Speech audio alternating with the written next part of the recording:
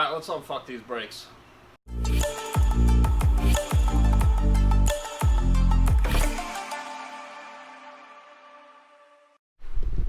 Okay, so after last week going through the car, we kind of realized we needed to get some new brakes for it. A little overdue, so we went and got a whole new setup for the rear, excluding calipers. So I'm going to go ahead and show you guys what I picked up and got here. So for starters, we picked up some new pads for the handbrake calipers.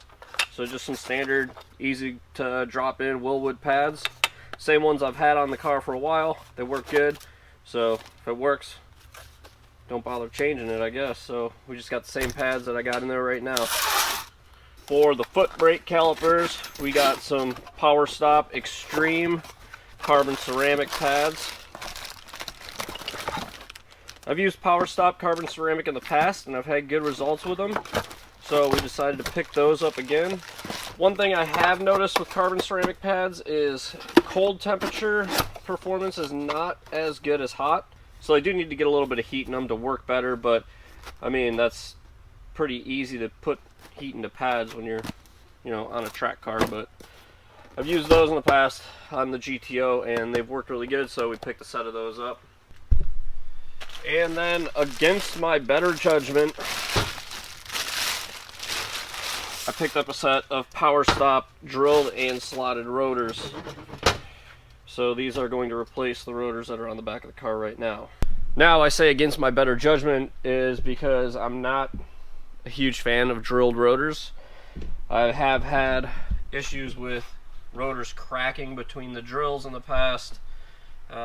It does take material off, so it kind of weakens them, especially on a rotor design like this that's well vented and slotted. So this will help keep dust and debris out, and the venting on it will help actually keep it really nice and relatively cool. I'm just not really a fan of drilled rotors. That being said, they were kind of the best bang for the buck. They weren't too crazy expensive. I think the pads and rotors as a combo was like $200, so not too crazy. And we'll give it a shot on this car, see what happens. If they crack, I'll be sure to let you guys know. The ones on my GTO definitely did crack, so hopefully the Power Stop brand is a little bit stronger, can hold to the heat a little bit better, but time will tell. We're gonna find out.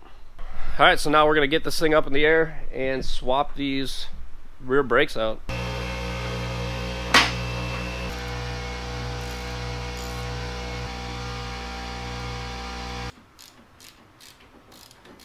I honestly think it takes less time to pull the trans on this car than it does to do brakes on it.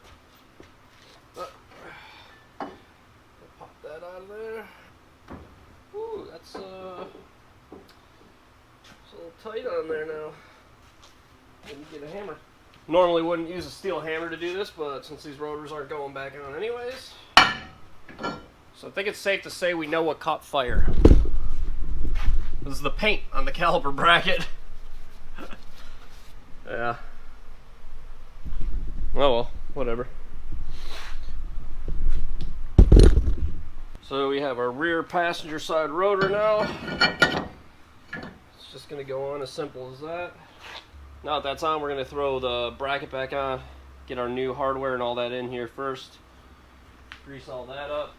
I am definitely going to need to go buy some more brake clean here soon. I think this is my last can. I'm going to show you guys all this stuff after I throw these back on, but yeah, it needed new pads. So you'll see one of the pads has a little metal tab on it right there, and the other one does not. So you're just going to want to put one with the tab on one side, one without on the other. And that's just so when the pads are low, they that little tab will scrape against the rotor and make a squeaking to kind of make you aware, hey, it's time to change your pads before you're down to metal. We change our pads so often that it's never really going to get down that low, but just so you know, one on one side, one on the other. Now the question is, do I have a compressor for this? Shit. Well, that sucks. That kind of put a damper on this. I totally overlooked the fact that these are twist-in compressed style calipers. So they have the two little notches in the piston there. There's actually a tool that goes in there, and it's kind of like a C-clamp, but it's got a little die in the center, and when you compress it, it turns it, twists the piston in there to reset it back to where it goes. Now, I have one of those tools. It's at work. I don't have it here. So I can't put that caliper back on until I get that tool. Sick. I mean, I'm sure I could find some janky ass way to do it, but to be honest, this car ain't going anywhere anytime soon. So I'm not gonna risk tearing the boot on there or fucking it up trying to hack it all back together. But we can throw the other caliper back on and get the Whalley swapped on. So the Whalley are actually not bad to do. There's honestly some of the easiest pads to swap out that there is. And I'm going to prove that by putting the caliper back on the car before changing the pads even. That is one really nice thing about calipers like this, is you don't even need to pull the caliper off to change the pads. Now to do the pads on the Whalley, basically you have this cotter pin in the center here, and you're just going to go ahead, grab that cotter pin, pop that out, and then the caliper pads just pop out like that. So usually when I pull these out is when I get them to about here, is I'll torque them a little. So I'm kind of like twisting the pad up against the rotor. And what that does is it helps push the pistons back into the caliper, and they come right out. New pads, drop right in, pin back through the center, spread it out, done. So that's one nice thing about doing calipers like this, is that the caliper pads load right in through the top. Super easy to change them out really quick. Now I just got to go find a piston compressor for my other caliper so I can actually finish this. So first let's take a look at this rotor. Yeah, rotors aren't supposed to be that color. Definitely got it a little bit too hot. Yeah, there's some grooving and scoring in there from being like cherry hot and probably taking some shit up through it. Either way, these are junk. Totally unusable now because I'm an idiot. I do garage burnouts. Now the handbrake pads from the Whalley, these actually don't look too terrible, but you can see where they took some shit up through them, and you know, basically if you have a big groove in your pad, you're losing surface area on it like that and losing clamping force plus the amount of heat cycling. These have gone through. Definitely time to change these out. These are the kickers.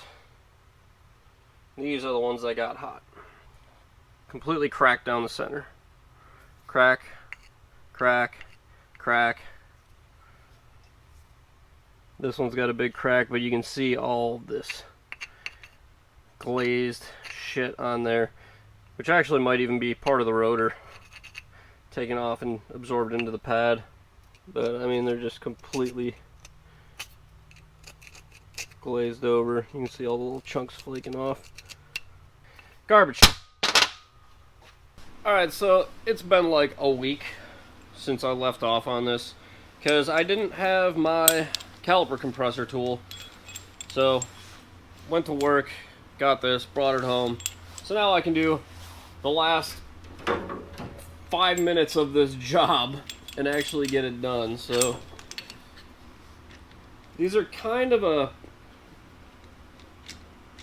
these caliper designs are kind of a pain in the ass, just because of the fact that you can't use a regular compressor tool to recompress the caliper. You can't use like channel locks or just a C-clamp or anything like that. You actually have to twist it in. So it makes it a little bit more difficult, but all said and done, it's really not that bad of a job. Alright, now these are all back together. That's done. Put the wheels on, brakes fixed. Still got to do that rear main seal in the car. maybe I'll get around to doing it this weekend. I don't have a trans jack, so it makes it difficult to pull a transmission down. I do have a friend named Tyler though, and you know, he's pretty trans jacked. Ugh. Yeah, trans jacked. That's not PC. He usually helps me lift my transmissions out of my cars though, so maybe I'll give him a call and see if he's available this weekend to help me pull that thing out. Now, that brake compressor tool that I just used, if anybody needs one, this is what it looks like.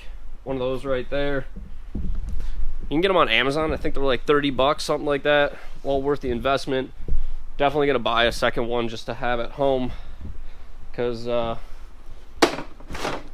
I can't count the amount of times that I've brought tools home from work and then I've needed them at work, or I've brought tools from home to work and then needed them at home and didn't have them. So I mean, that's kind of one of the things that sucks about being a home mechanic and working as a mechanic, is that you have to have pretty much doubles of all your tools. And then you add in the fact that you do racing and you have a race car and you go to the track all the time, and then you almost need triples of all your tools because you need to have a to-go tool set. So I have my to-go tool set right there, and that's basically all of my sockets and everything, and basically doubles of everything I can afford to get doubles of: socket sets, wrench sets, player sets, screwdrivers, all that stuff. So anyways, I'm rambling now. Anyways, that's going to be it for this one. I got to get back to working on some other things with the car right now. Plan out some more stuff. Got some headers I need to do a little bit of repair on for somebody. And yeah, that's going to be it for this one. So, jumping back into it and getting ready for this upcoming season. So, yeah, like the video if you liked it. Subscribe to the channel if you're new. We're going to try and get some more content coming out there, and until the next one, I'll catch you guys later.